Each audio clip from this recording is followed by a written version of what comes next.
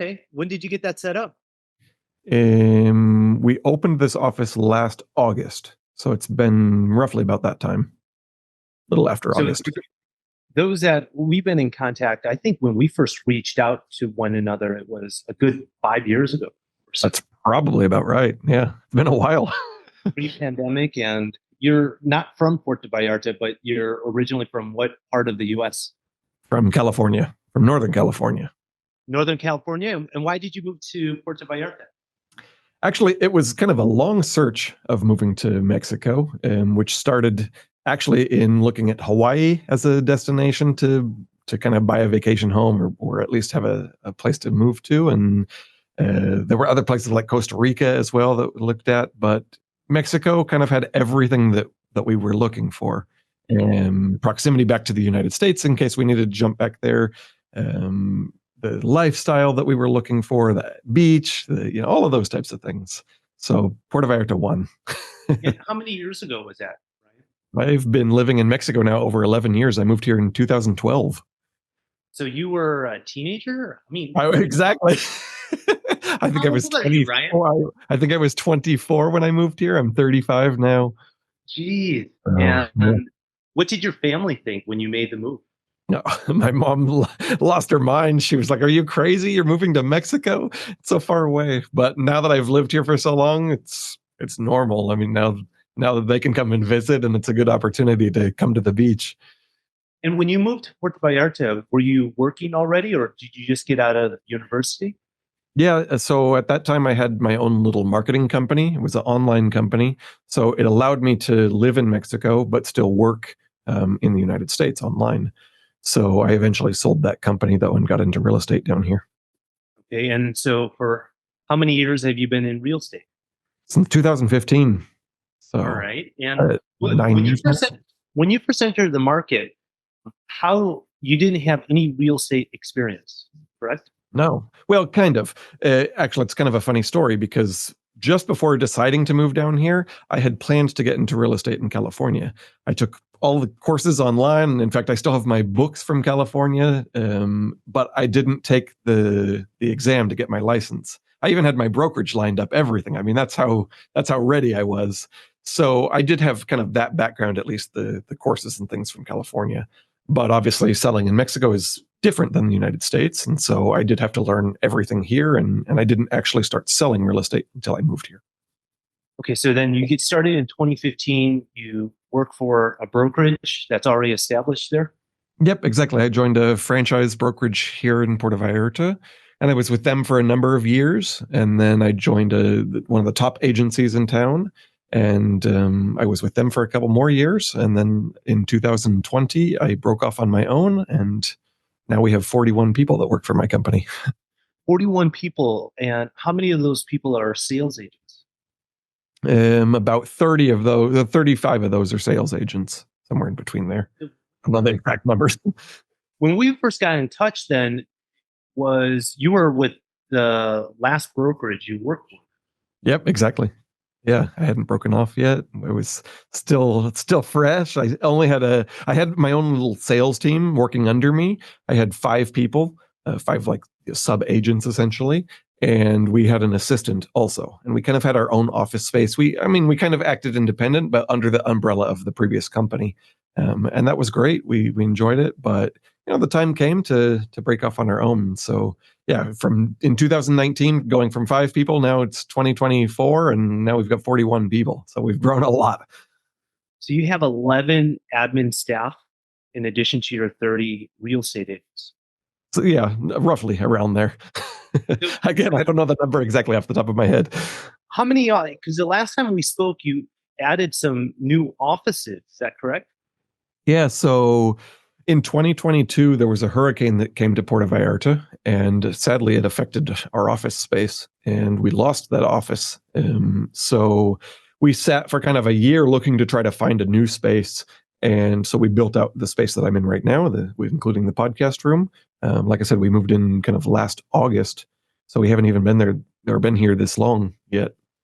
So, and then we have an office also in Nuevo Nayarit, and we have kind of a second little satellite office too in Puerto Vallarta. Fantastic. And to give some some context, like with the 30 agents, how many deals did you guys do as an office last year? We did about 120 deals, 120 sides. And your primary customer is coming from where? Mostly from the United States. Obviously, the places that have direct flights to Puerto Vallarta, so San Francisco, Los Angeles, Chicago, New York, Seattle, those are places where we see the majority of our clients come from. And how are you getting your clients? Is it your internet presence? Is it referrals? A lot of the generic kind of clients that just are stumbling into real estate in Puerto Vallarta, those do come from our online advertising, from our own website. We put a lot of effort into marketing, but also what we've really been working with the agents on over the last year is their sphere of influence. So really making sure to build those relationships, strengthen the relationships that they already have, because honestly, in real estate, referral business is going to be your number one source of leads, of clients. If you can have a strong referral network with your clients and people that know you, that's the best. I mean, Exactly. It works. They're loyal to you, and and a lot of people just don't take that into account. Oh, I mean, if you look at the statistics, absolutely, referral business is going to be your number one source of clients, and those are people like you just said who already trust you, already know you. So why not tap into those people? So you're running this 41-person team. Are you still selling real estate, Ryan? No, I stopped selling. I mean, I have one last listing, but I stopped selling this year. I've decided actually, end of 2023. I've decided that it's better if I focus on training the agents, on helping them, on supporting them, but also in expansion of the company and in services that we provide to the agents in office locations, things like that. What kind of things do you provide to your agents that the rest of the market is not providing? I think one of the biggest keys to our success is the level of support in terms of training that we provide to them. We've picked up several agents that way just from working at other companies that say, like, I didn't get this level of training at the other company I worked for. And I think in real estate, it's constantly evolving, it's constantly changing. There's always new laws and things that pop up that we need to be aware of. And so by training the agents, by keeping them up to date on those types of things, and then just rehashing too the things that they already know, just as reminder little courses, that is of the utmost importance in our industry. How do you do that? Do you use technology? Do you have a learning platform? Yeah, we do have a learning platform. In the beginning of 2023, we launched a brand new platform which covers our CRM service. It covers our training. It has a whole bunch of applications. So one of them is a training platform. We have all of our manuals in that platform. And so then we have kind of regular training sessions on Tuesday mornings. We have a session and we go over some piece of training, usually within that manual, so that not only are they getting the in-person training where they can ask live questions and answer sessions, but then also they can go back to it in case they have more questions or they forgot to ask a question, kind of thing. So most of our clients know the Baja, Cabo San Lucas. What is the real estate market like in Puerto Vallarta? In 2022, the market was insane. I'm sure you guys saw the same kind of boom after the pandemic. Everyone wanted to come down and buy and on the beaches. So this last year was down compared to the previous year by about 38%, actually. So quite a bit down. Is that transaction count or sales volume? Sales volume, but also the transaction count was down about the same. So they kind of went hand in hand. So what we are seeing, though, is kind of this strange market situation right now where the properties that are coming on that are priced well, that are kind of unique properties, those are moving quickly still. It's the properties that people are basing on prices from 2022, for example, where they were, insane and prices were just way up there. Those properties are sitting on the market. So we've got this kind of weird dynamic of overpriced properties and then everything else that's got multiple offer situations and is moving quickly. So it's a fun time. It's interesting you say that because it's the same thing that's happening here in the Baja. And you probably saw it with a lot of your listings. over the last 2 to 3 years, the sellers were looking at the comps and adding 10%, adding 10%. And then that was working for 2, 3 years. But last year it stopped. And then our listings, we saw, okay, price reduction, then it sell. And it's the conversations that we're having with homeowners that saying, hey, look, we're not in that same 2021, 22 market. And we need to be realistic of what the market's doing in 24. How do you see that change? How much longer is that going to be in your market? Do you anticipate? That's a great question. I wish I had a crystal ball, but I always watch the statistics of what's going on in the United States, mostly because, again, most of our buyers are coming from the United States. So because of that, then their confidence is going to be based on what they experience there. So as long as we see interest rates dropping in the US, and it sounds like the Fed is about to drop interest rates again, it sounds like there is the real estate market is kind of returning to normal. And so I think that will build the confidence to bring buyers back down here to make them willing to pay the correct price for the property. But also I think to kind of gain the confidence of sellers and keep prices somewhere in the normal range of where they should be. Rather than overlisting or overpricing, I should say. So you were talking about expansion. Where are you looking to expand? Our next location will be in Ajijic, which is on Lake Chapala. So it's a very similar market to what we have in Puerto Vallarta, and also it's very close to Puerto Vallarta. So as soon as the new highway is finished, the 200, then it'll be about a 2.5-hour drive.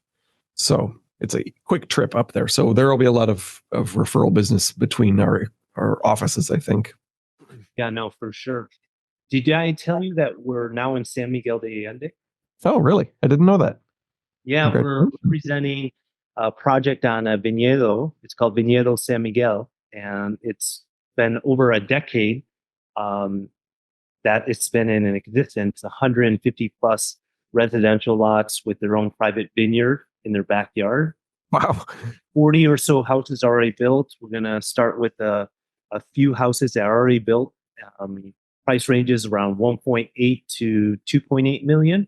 And it's phenomenal. You have to come on out if you're looking to expand, because that's another strong second home U.S. destination. Well, actually, I did just get my license in Guanajuato. So you're thinking. On my radar. It's on my radar.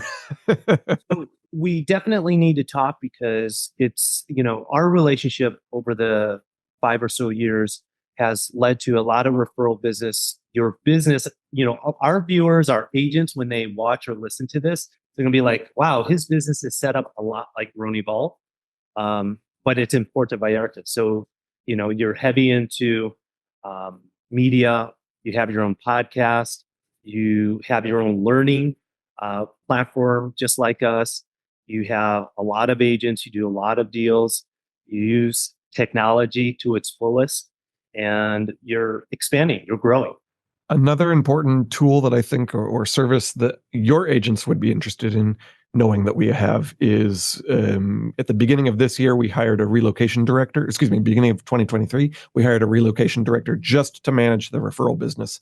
Because like you said, we have done a lot of business between Donner and Associates and Ronival.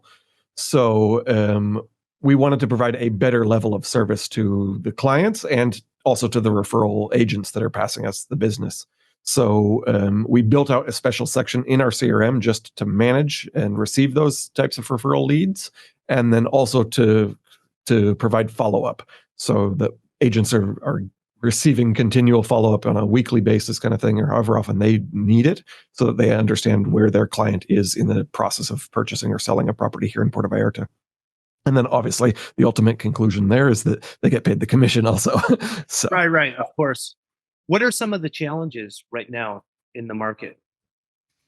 Like you've mentioned, sellers still wanting to price their properties the way that it was in 2021 and 2022. So it's been a difficult challenge. In fact, we've lost a lot of listings this year because people are wanting to list higher than what we think the value of their property is. It's been funny though, because in doing so, obviously, when those sellers aren't selling their property, several of them have come back to us and said, okay, you guys were right. We'll list with you. So in fact, we just did that with a villa. They were ready to go list with another agency because they were still promising them an old price. And finally, the seller said, you know what? It's not working. I haven't got any business. There hasn't been a single showing on my property, nothing. So they came back to us and listed it at our price. So, wow. Yeah. How many like percentage wise, what percentage of your business is listings versus buyers? I'd say probably about 60% of our business is listings and the 40% is buyers, roughly. We do represent a lot of pre-construction projects, and with those, as soon as they get into the MLS, then obviously we have a lot of buyers from other agencies. Have you run the statistic of the percentage of the inventory that's new construction, pre-construction versus resale? What's it? Actually, about 60%. I think it's 56% of all listings in the MLS are pre-construction projects. Yeah. And that includes not just Puerto Vallarta as well. That's all of Nuevo Nayarit, Sayulita, Bucerías, so up into the north of or southern part of Nayarit, but north of the bay. In the MLS of the transactions that closed last year, what's the average house and condo sale? I don't know houses off the top of my head, I'm sorry, but I do know that condos are hovering just around $425,000 on average. Yeah, so you're probably, our condos are right around 600. So, we're about 50% more on the average. Our average house is well over $1 million, depending on the area, because we're statewide. If we're talking just Los Cabos, it's just under $2 million is the average house sale. So we're like at a higher price point, and we definitely have more traffic, but a good number of our clients, as evidenced by the referrals that go back and forth between our companies, prefer Puerto Vallarta. And actually, we need to talk because the developer that we're working with in San Miguel, they're doing another project here in Los Cabos. They're very eager to do a project in Nueva Vallarta on the beach. And so we'll have to collaborate on that. Absolutely. Yeah. Well, I appreciate you joining us. This was real quick, sweet, easy, and I look forward to continued success in your business and working together on more than just referrals. I really see an opportunity where our businesses can co-list and do a lot of interesting business between us. You're American, I'm American. We're transplants to the beautiful country of Mexico. Are you a citizen now? No, not yet. Okay, work on that. Exactly. It's cool to get the dual passport. And but you're a permanent resident, you're a business owner, you employ a lot of people, you provide a lot of value to the local economy, and you do business the right way, just like us. So I appreciate the professional relationship. And everyone, Ryan and I have never met in person. No, that's true. And communication, we've never met in person. So we'll have to change that very soon. Exactly. Well, we both live in beach towns. We're not going to travel to the other locations. So we have to make an effort to make it happen. Maybe we'll meet up in Guanajuato in San Miguel. There you go. There you go. I'll have to invite you to our new project. There we go. Perfect. Do you drink wine? Of course. I'm from California, so of course. Okay. All right. We'll get it on the books. Well, Ryan, thanks again for joining us on the podcast. And I look forward to many more years working together between our companies. Likewise, Nick. Thank you. All right. Take care. You too. Next one. Bye for now. That was awesome. Real easy, man. I have this project that I think we're going to, we first need to get the Cabo launched Q2 this year. But it's all wellness. And I'll send you a link to one of the principals of the developer group. And he's a wellness expert. And Alfredo it's incredible. So we're very close to sealing the deal with Fountain Life, which is, if you follow that, Tony Robbins is a part of that group. Okay. And they're the cutting edge of diagnostics for medical, like it's a $22,000 procedure.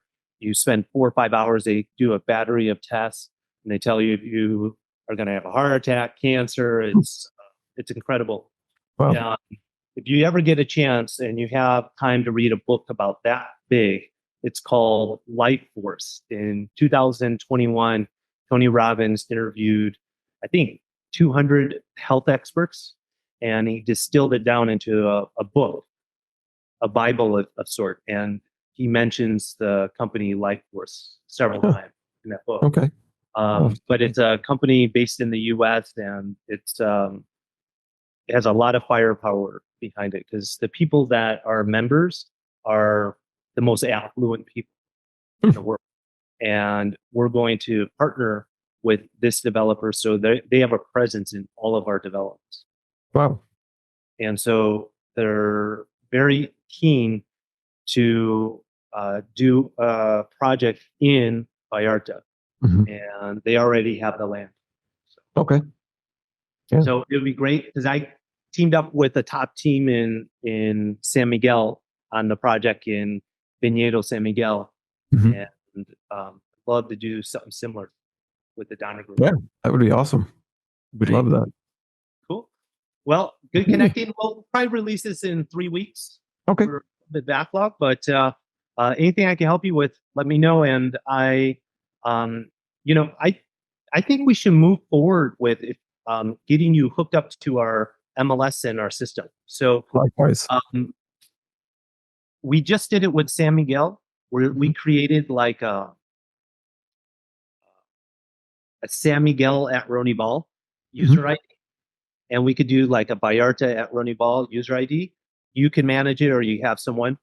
They're going to put all their listings in it. So we have just under 171,000 leads right now. And when we started adding listings, our agents are like, I'm getting questions on these listings and I don't know what anything about, right? For our call center. So what we're going to do next week is introduce our San Miguel partners. And then once we get you hooked up, and then you can start adding listings, then you also have access to our MLS, all of our listings. Yeah. Our listings and the whole MLS. So then you can start to, try and do more referral business.